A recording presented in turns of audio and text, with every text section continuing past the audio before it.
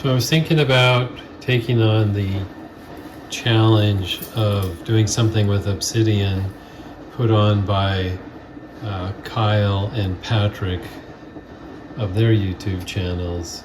And so I recently did a short video on Midnight Lace Obsidian, and I was thinking of making a butterfly out of some of this lace. And so what I needed to do was find pieces that are matching or sister off of the same stone so that the pattern would be the same on both pieces so that I could have a pair of matching wings. And I'm surprised I found actually more pairs than I thought. So I'm going to go through, and as you can see, these are very similar. These you can tell are from the same slab. I have a whole stack, 1, 2, 3, 4, 5, 6 of them off of the same stone. So I'm going to go through and pick out a couple of these different choices. I even have some in the semi-polished that you can also tell from the same stone. And I will decide which pattern I like best and mark them up and cut out some wings to create a butterfly. So we'll see where that goes. So I cut out some paper wings and I have glued them to the surface of the rocks, and they are matching slabs or sister slabs, so that when I hopefully am able to successfully trim them out, they will be matching wings. So now on to the trim saw. I bought the attachment for my Genie to put a trim saw on the right hand side. So I'm going to get that installed, and then I'll show you once I've got it installed. So I've got the tray here full of water, and the water is just over the curve of the blade, which is perfect. And then it's got a tray that sits in on top of that,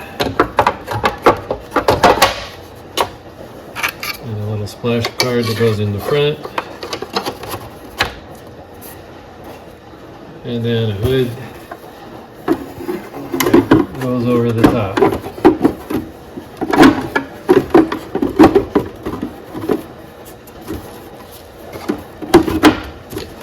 And then we're ready to go. Okay, here we go. Now these are thin slabs, so hopefully they won't fracture.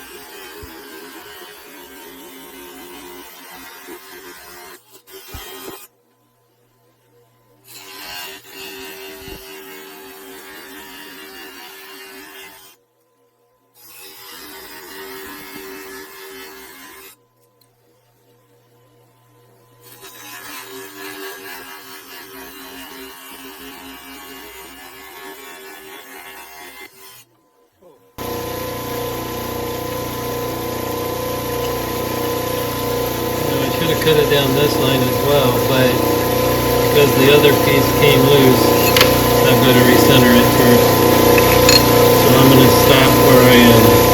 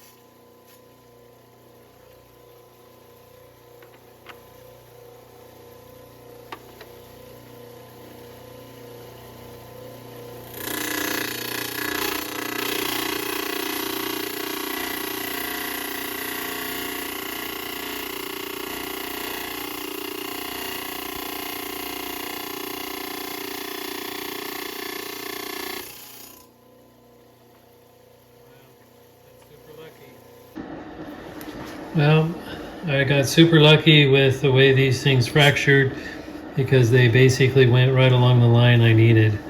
And I'm going to have to print off some more templates because these are all falling apart. But at least now the pieces of obsidian are in the final shape I need them before actually doing the shaping. And I needed to cut these lines in here on both of these because there was no way I was going to be able to get into the deep grooves on my 6-inch Genie into there. I may have to round these off a little bit as well. I don't know if I can get in there well enough, but I'll try. We'll see what happens. These should be okay over here. Same with these over here. So now, print off another set of templates, use a different glue that won't dissolve in water, and get to shaping these things. Okay, I've got my patterns glued down with some just some super glue, or not super glue, some wood glue, but that should be sufficient, hopefully, to keep it there long enough to get the shapes. Then once I have the shapes, I don't need the pattern on top anymore. So here we go. So ordinarily I would store it on an 80 grit wheel with most cabochons, even Obsidian. But because these are so thin, I'm gonna jump up to the 220 wheel and start from there. It'll take longer, but I will have less breakout and end up with cleaner cabs in the end. And I'm not going to make you watch me stand here for a couple hours and cut cabochons. So I'll get started here and then come back when I've got some stuff done. I got the first one done. I just have a whole bunch more. Well, I got the first set matching pretty well. Now on to the next. Well, it's getting there. Now I have to do a bunch of cabbing.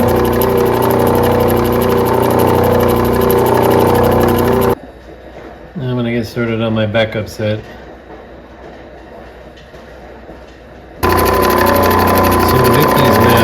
Basically holding them together as I grind them, and that way they both come out the same shape.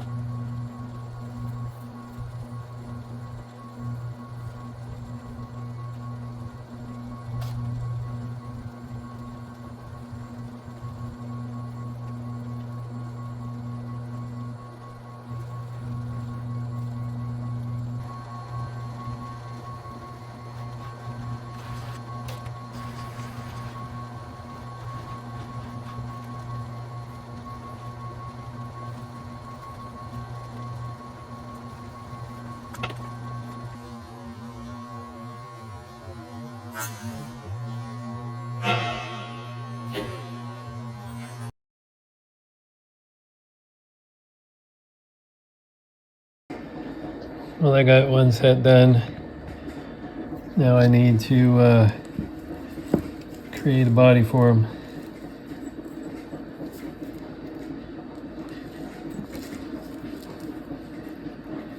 And figure out how to display them so you can actually see the pattern within the stones. More to come.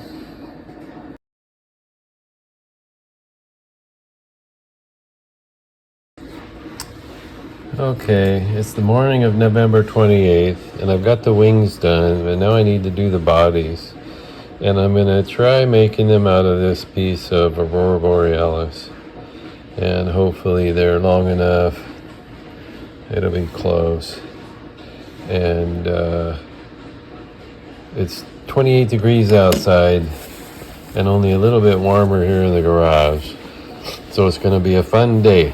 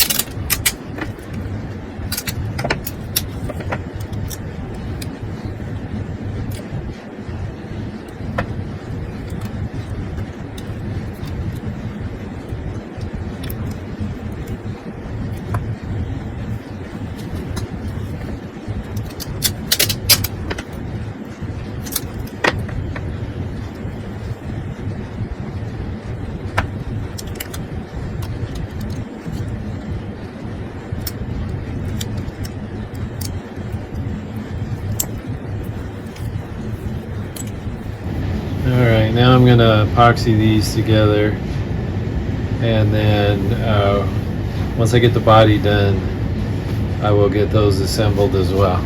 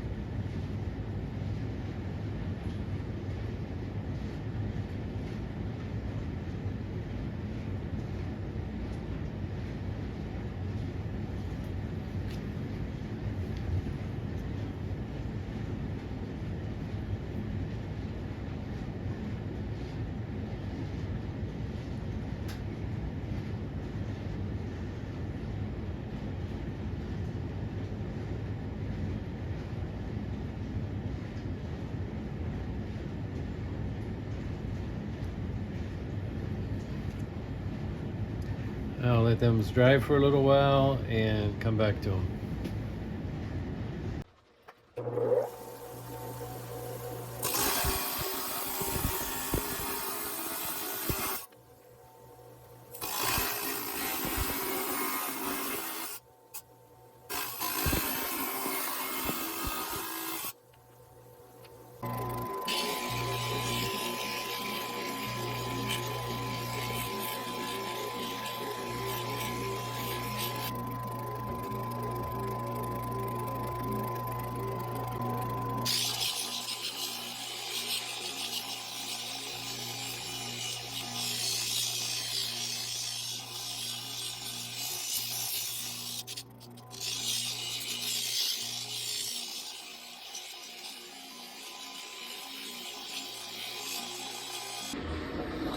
Well, here's the first butterfly body, and so you can still see some of the aurora borealis, but we'll see how it looks when I attach the wings.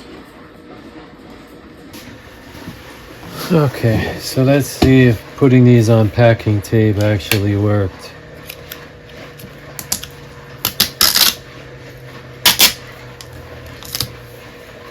Well, it's nice smooth on the back.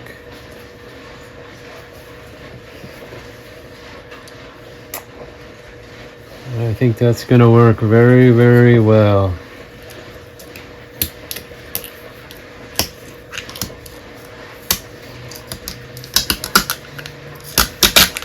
Oh, darn. Well, spoke too soon. Okay. Back to the epoxy for that one.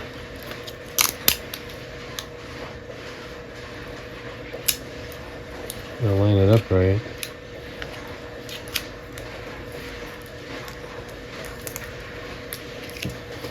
Well, how about this one? See if I can break that one too.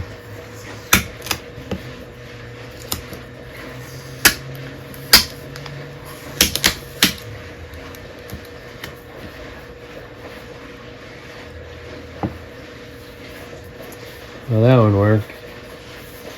All right.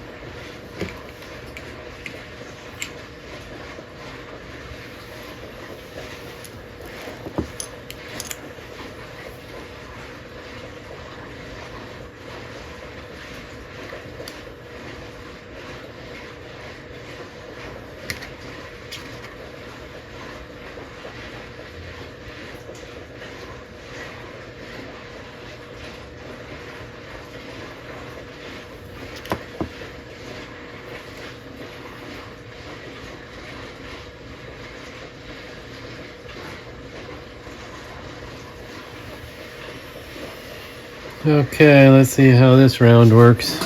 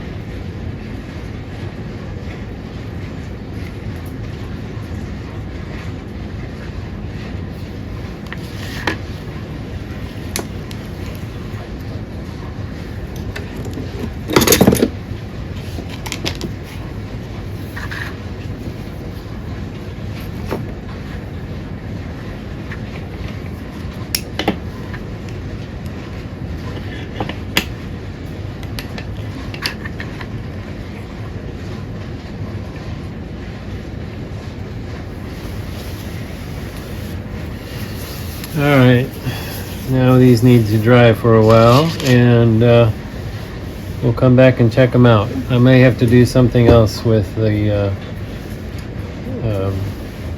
epoxy. We'll see. Okay, I finished my butterflies, and you can see the transparency in there. If you get the color just right on the body, you can see the aurora borealis.